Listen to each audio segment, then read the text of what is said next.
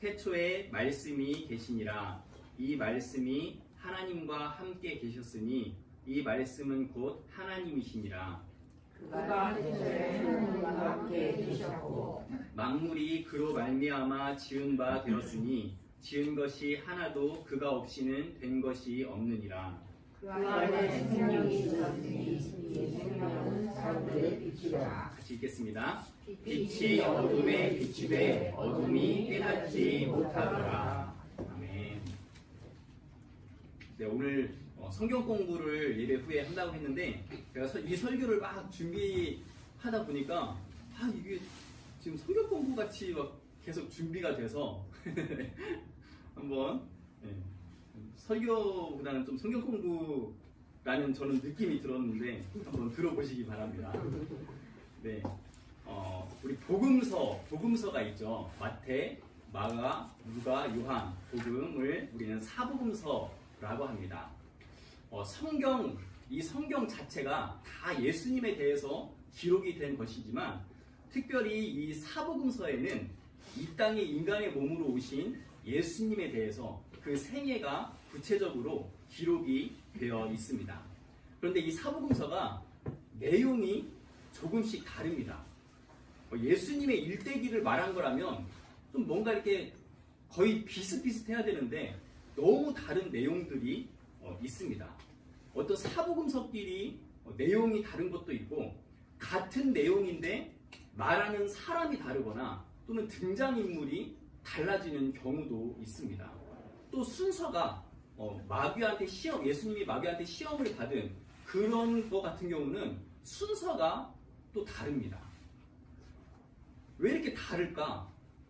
그 이유는 쓴 이유, 그 복음서를 쓴 이유, 또 누구에게 썼는지 그 대상이 다르기 때문입니다. 예를 들어서 마태복음 같은 경우는 예수라는 사람이 너희가 그렇게 기다리던 유대인의 왕 메시아다라는 것을 유대인에게 쓴 것이기 때문에 마태복음 처음을 보면 족보가 나옵니다. 그래서 족보가 어떻게 시작하냐면 너무나 유대인에게는 너무나 중요한 아브라함과 다윗의 족보다라고 그렇게 시작을 하는 겁니다.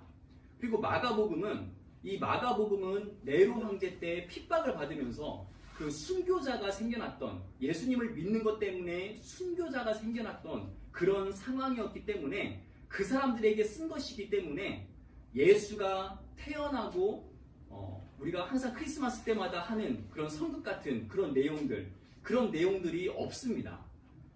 없고 바로 아주 긴박하게 예수님의 사역을 바로 말하고 있습니다. 그러면서 예수님도 너희와 똑같이 고난을 받으셨어. 그래서 예수님이 너희를 다 잘 알아. 그 사람들은 정말 그 순교당하는 그런 핍박 속에 있으면서 왜 하나님이 우리를 가만히 놔두시는가? 그런 불만, 그런 의문을 가지고 있었는데 그런 사람들에게 예수님도 핍박 받으셨어. 예수님은 너희를 섬기러 오셨어. 섬기는 분이야. 라는 것을 말하는 것이 마가복음입니다. 그리고 누가복음이 이제 이방인에게 쓴 것이기 때문에 태어나는 것도 세례 요한이 태어난 것부터 아주 자세하게 그렇게 설명을 합니다. 그러면서 예수님은 너희와 같은 이방인, 잃어버린 사람들, 잃어버린 자를 찾으러 오신 분이다 라고 말합니다. 그래서 누가복음에서도 이 족보가 나오는데 마태복음에서의 족보와는 다르게 마태복음에서는 아브라함, 다윗 그 족보였는데 이 누가복음에서는 이방인이기 때문에 그 유대인의 족보가 필요가 없습니다. 그래서 그 족보가 어디까지 올라가냐면 하나님까지 올라갑니다. 그럼 오늘 본문인 요한복음은 어떨까요? 앞에서 말했던 마태, 마가, 누가복음, 마태, 마가, 맞죠? 순서가 마태, 마가, 누가. 마태, 마가, 누가복음은 공관복음이라고 합니다. 관점이 같다는 말입니다. 이 앞에 있는 그 관점이 같다는 세 복음서가 예수님이 하나님이신 그 예수님이 인간이 되셨다라는 것에 초점을 맞췄다면 요한복음은 예수님이, 인간인 예수님이 바로 하나님이다 라는 것에 더 초점을 두고 있습니다. 그래서 요한복음을 시작하는 것도 다른 복음서와는 좀 다르게 좀 이론적이고 철학적으로 이 요한복음을 시작하고 있습니다. 그러면 요한복음에서 이 예수님을 어떻게 이론적이고 철학적으로 설명하고 있는지 같이 한번 보도록 하겠습니다. 요한복음을 읽어야 했던 사람들은 이방인 기독교와 유대인 기독교인들이었습니다. 이방인이지만 예수님을 믿는 사람들, 또 유대인이지만 예수님을 믿는 사람들.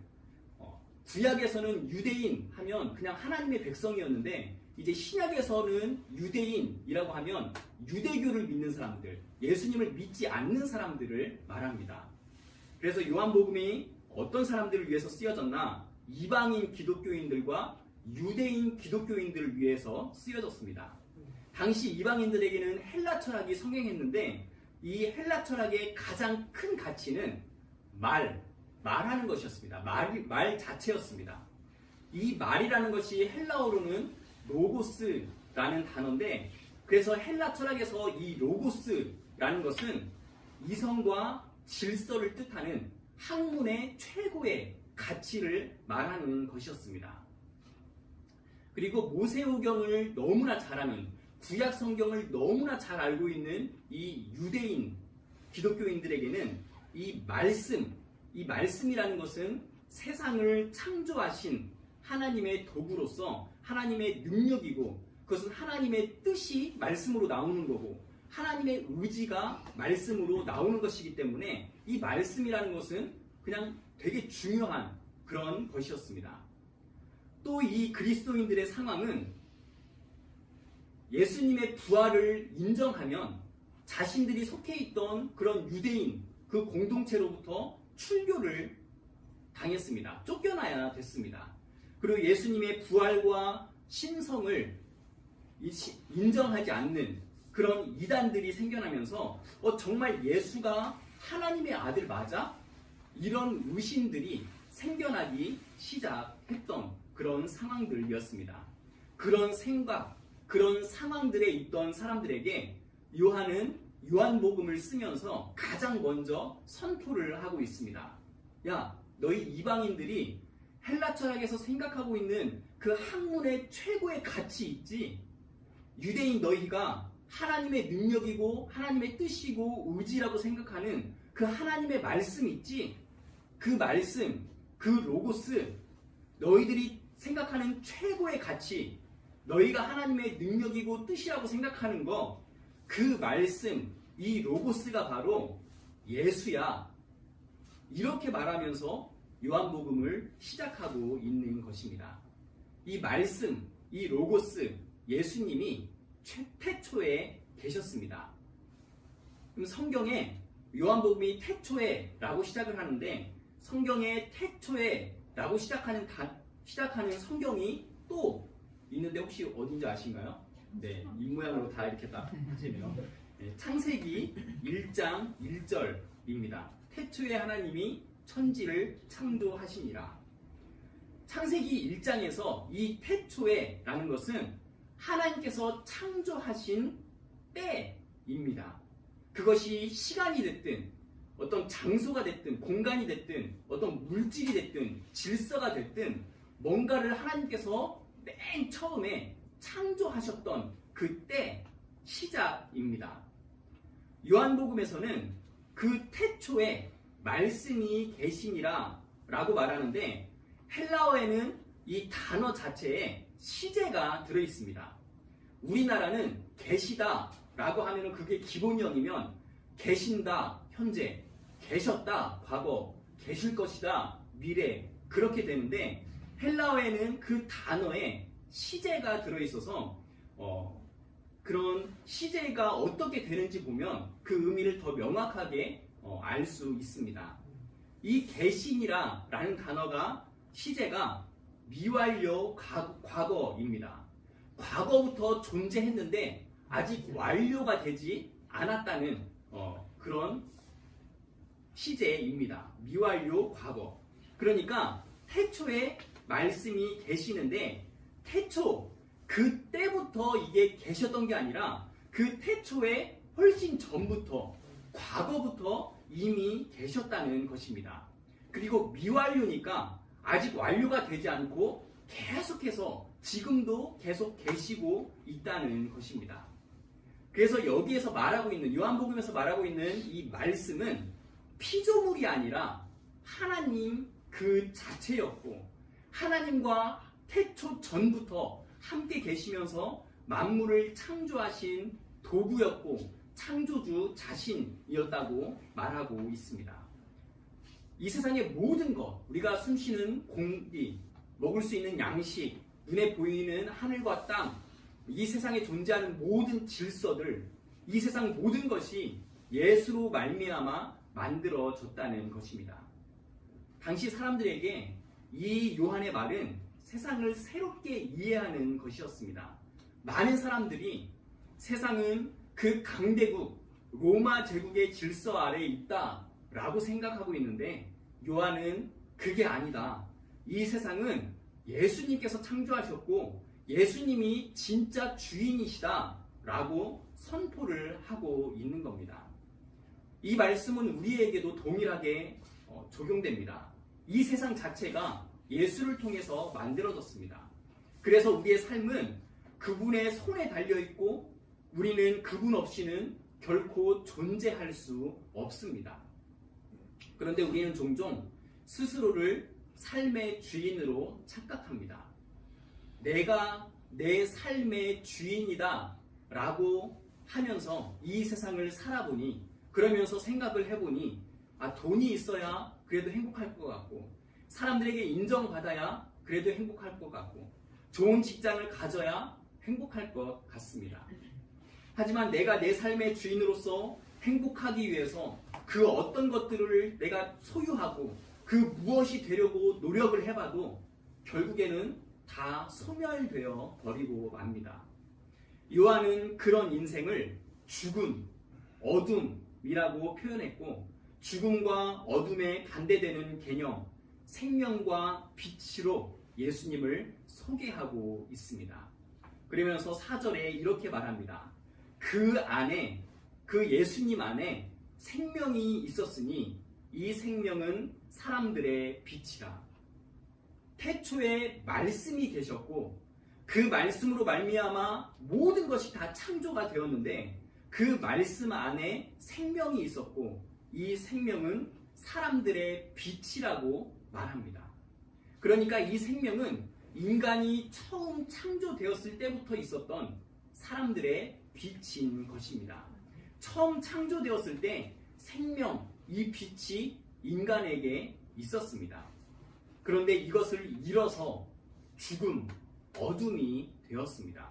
그분을 잃어버렸기 때문에 인간은 불행해졌습니다. 결국 인생은 다 절망이고 불행이 되어 버렸습니다. 아무리 좋은 집에 살아도 또 좋은 대학을 다녀도 아무리 착하게 살아도 결국은 다 불행합니다. 죽음이 그것을 증명합니다. 죽으면 그 무엇을 소유했고 그 무엇을 이루었다고 해도 아무것도 소용이 없어지기 때문입니다. 그런데도 5절입니다. 그런데도 빛이 어둠에 빛이 돼 어둠이 깨닫지 못하더라. 여기에서 어둠은 죄인이 되어버린 인간의 상태, 죽음이 들어온 인간의 불행을 말하고 있습니다. 이 5절 말씀은 빛이신 예수님이 이 땅에 오셨는데 바보 같은 사람들이 그것을 깨닫지 못하고 그런 인간의 어리석음, 인간의 바보스러움을 말하고 있는 것이 아니라 어둠이 되어버린 그 인생에 빛이 비쳤다라는 것을 지금 강조하고 있는 말씀입니다. 여기서 깨닫는다라는 말씀은 헬라어로 굴복시킨다, 이긴다라는 의미가 있는데 그러니까 빛이 어둠에 빛이 돼 어둠에 비쳤는데 그 어둠이 빛을 이기지 못했다라는 것입니다. 빛이 강권적으로 어둠에 비췄다는 것입니다. 죽음이 있고 어둠이 있어서 소망이 없는 그런 절망적인 인간에게 생명의 빛으로 예수님께서 오셨다는 것입니다. 어둠에 있는 사람들을 너무나 사랑하셔서 빛으로 세상에 오신 그 하나님을 강조하고 있습니다. 원래 인간에게 있었던 생명을 다시 우리에게 주기 위해서였습니다. 원래 인간에게 있었던 빛을 다시 비추어 주기 위해서였습니다. 그런데 어둠의 빛을 다시 비추어진 이 사랑이 얼마나 크고 얼마나 위대한지를 알기 위해서는 그 빛의 반대인 어둠이 얼마나 절망스러운 상태인지를 우리는 알아야 합니다. 어둠이 짙어지면 짙어질수록 그 빛이 더 또렷하게 보이는 것입니다. 이 어둠이 얼마나 혼돈과 고난 속에 있는 것인지, 죽음이 있기 때문에 우리 인생이 얼마나 허무하고 얼마나 절망스러운지를 우리가 인식해야 합니다. 나는 괜찮은 사람이고, 나는 지금 잘 살고 있는데, 나는 지금 행복하게 신앙생활하고 있는데, 나는 행복한 삶을 살고 있는데, 그런데 하나님께서 나를 사랑하셔서 보너스로 생명을 주셨다라고 생각하는 것과, 나는 정말 아무 소망도 없고 불행하고 불쌍하고 정말 죽어야 되는 그런 인간인데, 그런 죄인인데 하나님이 그런 나에게 생명을 주셨다라고 하는 것은, 그렇게 생각하는 것은 아주 다릅니다. 천지 차이입니다. 인류 대학을 졸업하고 연봉이 높은 회사에 취직해도 그 인생은 불행합니다. 사업에 성공해서 왕과 같은 대접을 받으면서 강한 권력을 누려도 그 사람은 불쌍합니다. 그 사람보다 제가 좀 더 나아서 그 사람을 불쌍하다고 말하는 게 아니라, 모든 인생은 죽음이 있기 때문에 그 인생 그 자체로 그냥 불쌍하고 불행한 것입니다. 이것은 좋은 집이나 건강한 몸으로 해결되지 않습니다. 좋은 대학에 들어가거나 사람들에게 인정을 받는다고 해결되지도 않습니다. 오직 그 어둠이 이길 수 없는 그 생명의 빛으로만 해결될 수 있습니다. 어둠이 얼마나 소망 없는지, 이 어둠이 얼마나 절망적인 상태인지 그것을 인지하면 할수록 빛의 가치는 더 높아집니다. 누가복음에서는 한 부자 청년이 예수님과 대화를 하는 그런 내용이 나옵니다. 청년이 예수님께 묻습니다. 예수님, 어떻게 하면 영생을 얻습니까? 어떻게 하면 영생을 얻을 수 있습니까? 예수님은 율법을 다 지키면 영생을 얻을 수 있다라고 하십니다. 부자 청년은 나는 율법을 다 잘 지켰습니다 라고 말합니다. 율법을 다 지킬 수 있는 사람이 어디 있겠습니까? 그런데 예수님은 그렇게 율법을 어떻게 사람이 다 지키냐, 그렇게 말씀하지 않으시고 율법을 다 지켰어? 그래, 네 말이 옳다라고 말씀하십니다. 예수님께서 율법에 대해서 그냥 그렇게 넘어가신 이유는, 이 청년에게 지금 중요한 것은 율법을 지켰냐 안 지켰냐, 그게 중요한 게 아니기 때문이었습니다. 예수님은 계속해서 이렇게 청년에게 말씀하십니다. 아직 너에게 한 가지 부족한 게 있는데, 네가 영생을 얻으려면 네가 가진 것을 다 팔아서 가난한 자에게 나눠줘라 라고 말씀을 하십니다. 이 예수님의 말씀은 네가 영생을 얻기 위해서는 가진 것을 다 팔아서 가난한 자에게 주어야 된다 라고 하는 어떤 행동을 요구하고 있는 것이 아닙니다. 예수님은 그 어디에서도 그 누구에게도 네가 영생을 얻으려면 네 것을 다 팔아서 가난한 자에게 나눠줘야 돼, 그런 말씀을 하셨던 적이 한 번도 없었습니다. 예수님이 말씀하시는 핵심은 뭐냐면, 부자 청년, 네가 정말 네가 묻고 있는, 질문하고 있는, 네가 얻으려고 하는 영생의 그 가치, 가치가 어느 정도인지를 알고 있냐라고 지금 묻고 있는 것입니다. 너는 지금 어떻게 하면 영생을 얻느냐고 묻고 있는데 그 질문에 네가 영생의 가치를 알고 있기 때문에 지금 그것을 얻기 위해서 나한테 묻고 있는 것이냐, 아니면 영생의 가치를 최고로 생각하지도 않으면서 다른 사람에게 좀 더 나은 사람으로 보이기 위해서, 다른 사람에게 좀 더 나은 신앙인으로 보이기 위해서 지금 네가 영생에 대해서 그것을 질문하고 있는 것이냐 라고 예수님은 묻고 있는 것입니다. 가진 것을 다 팔아서 가난한 자에게 나눠줘도 그것이 괜찮을 만큼 영생의 가치를 알고 있느냐 하는 것이 핵심입니다. 이 생명의 가치를 알려면 당연히 죽음이 얼마나 절망적인지를 인식해야 합니다. 이것은 철저하게 불행해서 이 생명이 없으면 어떤 것도 의미가 없다. 이 생명, 이 빛이 없으면 정말 아무것도 소망이 없고 소용이 없다 라고 말할 수 있을 때, 그때 비로소 나는 예수님 한 분이면 됩니다. 예수님이면 저는 충분합니다. 이런 고백에 힘이 생기는 것입니다. 진실로 그렇게 우리가 고백할 수 있는 것입니다. 그 고백으로 가난한 사람에게 자신의 소유를 다 나눠줄 수도 있고, 또 오지로 들어가서 복음을 전하기 위해서 평생을 바칠 수도 있는 것입니다. 그런데 많은 교회들이 이 고백을 잃어버렸습니다. 예배드리지 않아도 좋은 대학 가고 성공하면 간증을 시켰고, 부자가 되고 문제가 해결되고 유명해지고 하는 것이 하나님의 복이라고 가르쳤습니다. 당신은 행복한 사람입니다. 당신의 인생은 아름답습니다. 그래도 인생은 살만합니다. 교회가 이것만 외치고 있으면 사회단체에서 외치는 것이나 다름이 없습니다. 여러분, 사람이 정말 행복할 수 있습니까? 어떤 사람의 인생이든 그 인생은 정말 아름답습니까? 죽음이 있고 어두운 인생이지만 정말 그래도 이 인생이 살만합니까? 교회에서는, 그리스도인들은 예수 없으면 아닙니다. 빛이 없으면 세상은 절대 좋지 않습니다. 생명이 없으면 당신의 인생은 절대로 아름답지 않습니다. 이것을 말해야 합니다.